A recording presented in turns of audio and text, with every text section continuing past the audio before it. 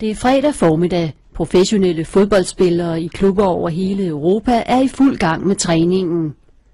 Samtidig på Lindholm Brygge i Nordjylland underviser Lone Møller Vejum internationale studerende på sportsmanagementuddannelsen.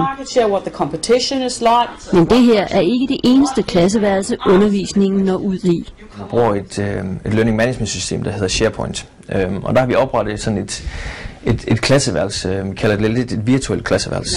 På væggen sidder et kamera, som optager hele forelæsningen. Vi poster så her hver gang på forsiden, hvornår der kommer en ny lektion ind, at de kan gå ud og tage den her nye lektion ind på siden. Så når træningen er over rundt omkring i fodboldklubberne, sådan noget som Glasgow Rangers, det er Aberdeen, det er Dundee. For England der har vi blandt andet fra Manchester United, vi har fra Watford. Så logger spillerne sig ind og kan følge præcis den forelæsning, der fandt sted i Aalborg om formiddagen, på et skærmbillede, der ser sådan ud. Spillerne deltager også i gruppearbejde og får vejledning online. Anders Lund Olsen er supervisor for blandt andre Craig McLeish,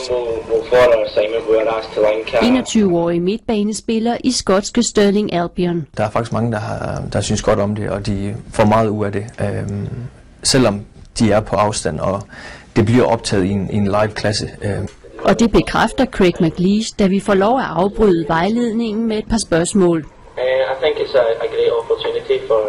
Craig McLeish fortæller, at det ellers er helt umuligt at gennemføre en traditionel uddannelse som professionel spiller. Det her er hans chance for at have en uddannelse at falde tilbage på, og han er begejstret for konceptet. Projektet blev en succes på få måneder, og der er planer om at udvide med andre grupper af sportsfolk. Og alt synes at kunne lade sig gøre her på Lindholm Brygge, hvor der er højt til loftet. Jeg tror ikke, der er nogen speciel grænse. Det er nok der, hvor jeg en gang imellem skal træde på bremsen, hvad jeg for øvrigt ikke er ret god til at sige.